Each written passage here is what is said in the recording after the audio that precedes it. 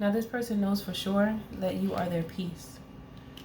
Okay, they know that you are their peace, and the epiphany that they had actually taught them everything that they needed to know, because it's almost like the epiphany. Okay, what I'm getting is the epiphany was sent from the spirit realm directly from God, okay, to tell this person that your judgment was incorrect about this whole situation, and you're misinterpreting what I'm showing you. You're not using your discernment. It's like God's spirit literally connected to this person, okay, and touched their crown and told them, you're not using your discernment. You're ignoring your true feelings inside. You're ignoring them. You are ignoring them, and you know you are. It's like, it's a finger. Like, you better pay attention. You. Like that. And I think this person is beginning to pay attention now, because they feel like they're doing the right thing by having and allowing the thought of you. Because I feel like anything that had to do with you, they were trying to reject it, because anytime they think about you, it connects them to these feelings of love and deep emotion, in which they want to abort. Okay. However, over time, however long this is, or this was, they're seeing that you are a part of their destiny. You are a part of their world. You guys separately have created your own worlds, but when you bring it together, it's like the colliding of stars, of two stars coming together. Especially the way the King of Swords and the Queen of Swords came out. Well, the Queen came out first. And it really is a deep connection here on a soul level, just because you said something to this person that they try to ignore or disregard, because it was confirming their own feelings inside. Your words confirmed their feelings inside that they had about you anyway. Like, either way, they felt the confirmation, and I think it scared them, because they already felt it and was trying to figure out what's wrong with me. And then you said something that they were feeling, and it didn't make sense logically. However, when it comes to these types of love, we need more than logic. We need intuition, and we do have to take into account the unseen world, because this is where this love resides. It's always been. That's when this person, it's almost like when they saw you, they felt something inside of them, inside of their soul. They felt something inside of them. There were sparks that went off. And I'm sure you felt the same. That's because this is on a soul level. This love is on the unseen. This love is pure, is real, it's not lust. It's not just lustful. Of course, this person is going to be physically attracted to you. However, this is a deeper attraction on a very psychological level, as well as the heart. It's like this love captivates the most important organs in the body. And that's why there's so many feelings that this person feels that they've never felt before. And I never knew love like this before. Ooh, hey. They was dancing. They was dancing back then. Wow. If you watch those videos, they was getting down. Y'all remember Soul Train? Like, they was having a good old time, okay? Stop playing. I used to watch that every morning. Yeah, well, every Saturday morning, because it came on Saturdays. But anyway. Memories. Back down memory lane. Hey. Let's see. Alright, so this person actually is recognizing that they gave their love and traded it for a broken heart unknowingly. You see the way this came out? First it was the Justice, right? And then it's the Ace of Pentacles and the Three of Swords. And and then the Six of Wands, oh my goodness. And then the Hermit, it's like, what? They looking at themselves like, what is wrong with you? You just traded a gold nugget for a broken heart? You know how much a gold nugget is worth? They talking to themselves like that. Like, what is wrong with you? You are tripping, okay? How could you do such a thing to yourself? How could you do such a thing to yourself? You don't do that. It's like they're scolding themselves. Like, I don't know why I would do that. That's what it feels like. This person is saying, I don't know why I would do that. It doesn't make sense for me to behave that way. But then they give themselves grace. Recognizing, you know, it's like they evaluated themselves. They had a moment of evaluation. Okay, so they said, I gotta give myself grace. I know it's like facing, I keep saying like, it's facing the truth about their feelings, which is the epiphany and the realization, and it made them a little nervous with this Nine of Wands because I feel as though they've been through a lot in love, right? So when they see you with all this love on your own, you have love all by yourself, and you give it freely.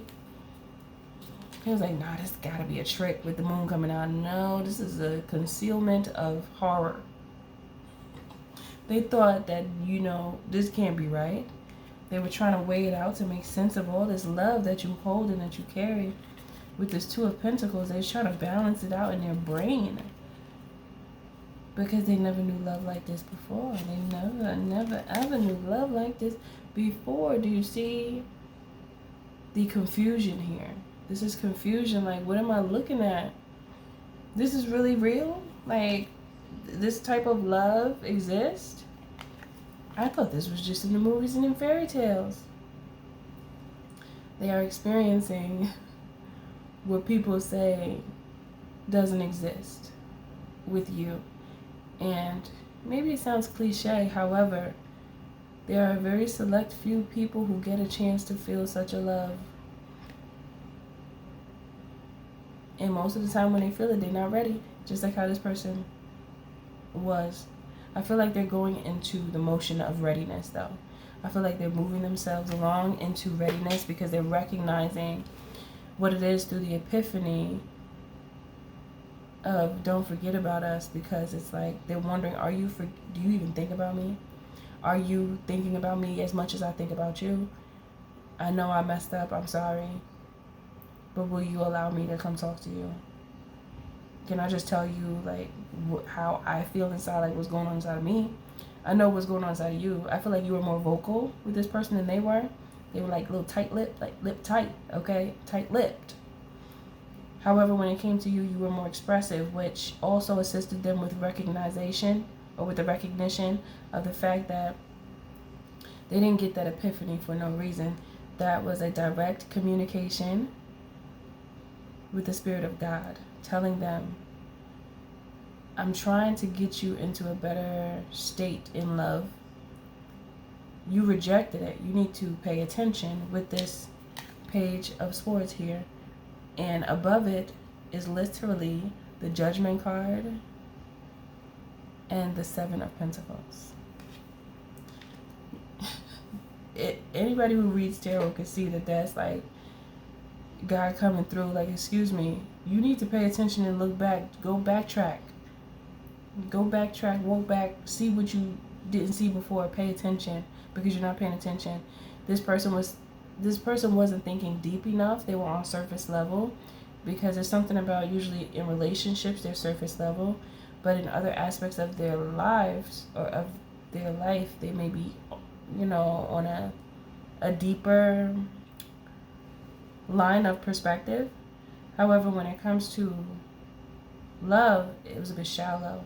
So they're not used to someone with so much depth. So it's like intimidating, because you're too different and it doesn't make sense.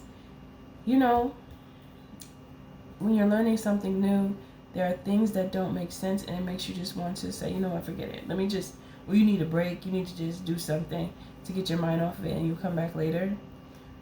Your energy is so foreign, they literally needed to walk away and come back later. Like, let me just, because this is too, hello, okay, this is a bit much. Okay, it's too much. Mucho más. However, now they know that you are everything. And I say that because when two people are in love and they come together and it's true love, your entire world will shift into a higher state of being. Things that used to bother this person before, they won't see a reason to allow it to affect them. The things that used to bother them in the past, because they'll realize that those things are insignificant. And you begin to communicate with each other on a deeper level, and just through conversation, you heal the hidden wounds within one another. And it's not trauma bonding. I just heard trauma bonding. It's not that. It's expression. It's self-expression. Sometimes through conversation, just through speaking. Many times, I should say, not sometimes, many times. Just through speaking. You could talk about a certain topic that has nothing to do with whatever trauma is within your twin soul. Or even within a friend or a soulmate or whoever is around you. The words have power, right? Because a conversation could be in alignment, indirectly in alignment with a traumatic experience that a person has within them that's just eating them up inside. So they become angry and they show that, they lash out, and that's where it's coming from. It's coming from unhealed trauma that's within them, right? And so having conversations that indirectly connect to traumatic experiences that your soulmates and twin soul have heals them, because it will spark passion within their own vessel and within their own psyche, and it will align perfectly, and you don't even know. Sometimes you won't know. It will align perfectly to something that happened to this person, and they're going to be so thankful that they spoke to you. And they may not ever even tell you, or maybe they will. But sometimes people won't even tell you what you did, because they don't even know how it happened. That's those moments when God speaks through you and you don't know it. You're just allowing the flow of collective consciousness, which is connected to the Spirit of God, the Spirit of all. You allow it to flow through you, and you don't hold back. When you start holding back, those moments are taken away, because you filter too much. You'll begin to filter too much, and you won't allow the flow of the Spirit of God to just flow through you. When you start thinking too much, that's when it don't flow. But when you just let it out, and you don't, it is what it is, you just say it, we heal. That is a superpower. We don't even be knowing. We just be being used out here, but in a good way, not in a bad way. When the Spirit of God uses you, it's always for good purpose, and it's always to heal your brother and sister, using us as a medicinal treatment for one another. You don't even know. Now the problem is when your brain has been infiltrated, you become poison to your brother and sister, and that is not all right. It is up to you to fix that. Nobody else can do that but you. Because if you don't, you're going to be feeling like the Nine of Swords for the rest of your life, living in misery. Okay? That's what that do to you. When you don't allow the flow of God to speak through you, when you stop yourself from saying what you want to say off the strength of what somebody else going to say or what somebody else think, that doesn't matter. Because that you'll be putting a muzzle on the consciousness of your own soul. That's interesting that I just said that, Spirit. What you saying? Our soul has a conscience. Our soul has a conscience. They just said the soul and the consciousness get split when we get here, so we can have a clean slate, and we got to figure out how to get it back connected to the higher self, which is the soul. Oh, y'all wilding today. I gave them some coffee. They chatting. Oh, spirit, go ahead, talk. What else you said? They said the soul, the consciousness splits off from the soul, and then we have a clean slate, so we can learn that we have to get back to our soul. We have to get back to our higher self. Our higher self is our the mirror. The mirror is our soul to our higher self. Whoa, that just took me to a place. Oh my gosh, that's amazing and beautiful. That's gonna tickle my brain for a couple of hours. I think I'm gonna have to go. I don't know what to do after that. Wow, that's amazing. They said that the consciousness splits. The soul remembers. That's why your soul start crying and you start feeling wrong. It's an indicator. Just like we have a indicator on the car when we drive to go left or right. When we put or if we use the hazards when there's a problem. Those are indicators, letting other people know what's going on around us and letting us know that we doing what we supposed to. Okay? You going left, your soul say go left, and you go right, you're going to have some trouble, right? Yeah, because the person behind you going to think you're going left because you forgot to switch the signal to the other side, and then there could be a collision. You see what I'm saying? Our soul works the same way. Your soul speaks to you through your intuition. Spirit talk. I thank you and I love y'all so much. I love them. Tell them you love them. They just like us. They want love too. They want to dance with you too. They want to take a sip. They want to eat what you eat. They want to taste it too. It's not literally tasting, but they can smell the aroma. It's a gift. The ways of the living are a gift to our ancestors. Wow, I'm going somewhere else. How'd I get here? Okay, God, go ahead, speak. Okay. The ways of the living are a gift because they remember and they miss. There's beauty in the afterlife, and there's also beauty in the present life and the physical. There's beauty on both sides. The more you give them the beauty of the energy that is in existence on earth right now, the more strength they have on the other side to come through for you and help you. That's why people give their ancestors like coffee and sweet treats and chocolate and candies and whatever they like according to who your ancestors are. Okay. It's about exchanging energy. It's reciprocity. It's about reciprocity. It makes the world go round. It's mine, it's mine, it's mine. Whose world is this? The world is yours. We do that. We do that. We make the world go round. If it wasn't for us, this place would be desolate. We are needed to make it go round, so we should make it go round the way we want it to go round. We can't let the people tell us how to make it go round. We got to do how we want to do it, right? Because how we want to do it is the right way, with love and nurturing and understanding and healing, repair, restoration. Okay? Okay? So you see, I'm going to bring it back to this reading now. There's something here about the ancestors helping the two of you come together.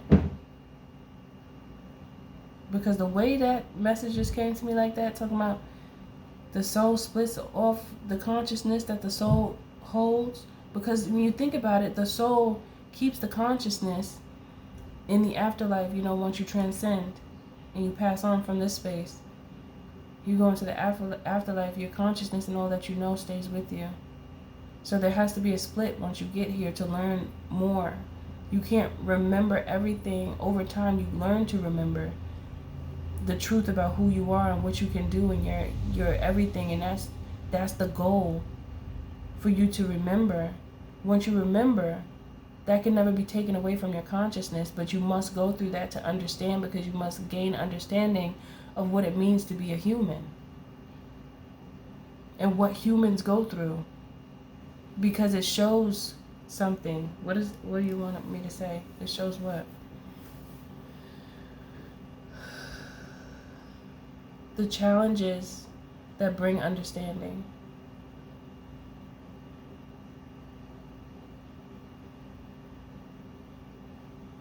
Challenges bring understanding. And this is what your soul needs to know. It's a part of the journey. It's a part of the soul's journey. And also this internal war that many go through when it comes to love, that's also a part of our journey. A part of our journey is to recognize love and the power of love and authenticity.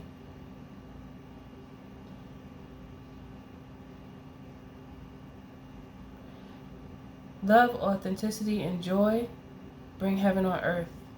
This is making me want to get emotional. I feel like crying. Okay, hold on. I'm trying to. I forgot I have a drink behind me and I didn't even drink it. Oh my gosh, I don't know. I might have to heat it back up. I don't know if it's cold. Hold on, I'm trying to check back in because I just checked out for a second. Wait, this is making me feel like woo. Okay, hold on. Wait.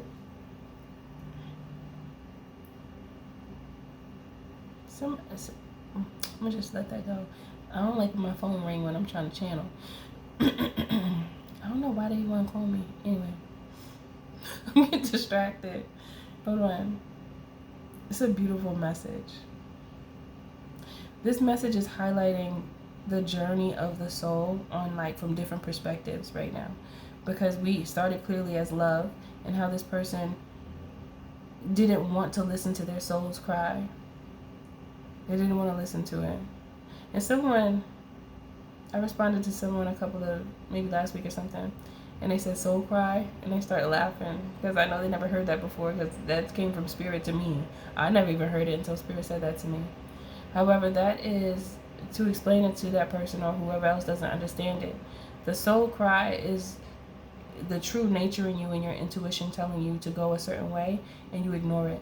And we all know we know what that's about. You know when you say, you know what, I don't think I want to deal with this person, and you did, and it was horrible. Or you say, I didn't want to go there, and then you ended up getting into a bad situation because you went to a place where you felt you shouldn't go. That's what I'm talking about. I'm talking about staying in a state or in a condition in your life where you know you shouldn't be because you don't feel right. You feel like you've grown out of that space and you stay there anyway. You feel like you're unhappy, but you stay there anyway. That's when you ignore your soul's cry and you just try to do what you want to do, but oftentimes what we want to do is not even good for us. We think we know many times and we don't. However, our soul knows, and our soul will give us those indicators telling you, listen. And then you have to catch an epiphany from the Spirit of God telling you, wake up and pay attention, because I'm trying to show you something and you're not listening. And then it gets serious because it's like, look, I love you and I'm trying to help you, but you're making it hard because you're not listening. It's almost like it is like a child, like a parent speaking to a child, and you love that child so much, but they just badass being a badass baby. It's like, or child. It's like, I already told you don't do that. Why'd you do it? Don't you know I love you and I care about you and I'm trying to teach you, but you're not listening? You know, it's that serious parent moment. And I feel like this is what we have to go through, that as adults, if we are willing to listen. If you want to ignore it, you're going to just have a hard time. And you're going to put on a face that's not yours, right? And portray a certain way that's also a bit of a facade, because you're not answering what the true problem is inside. And you're going to walk around with that problem inside for all these days, maybe until the end, and never answer your soul's cry of freedom, being free from your own mental prison. That's no way to live. So I'd like to say that this person is getting back to their soul, they're getting back to themselves, recognizing who you are to them, why they're supposed to be in your life, why you met each other, and how happy they're going to be with you, because this is what it's supposed to be. That's why the two of you met in the first place. Hello? Hello? Is anybody there? You gotta pick up the phone. You gotta pick up the phone when the Spirit of God calls. And I think they picked it up. They fought it a little bit.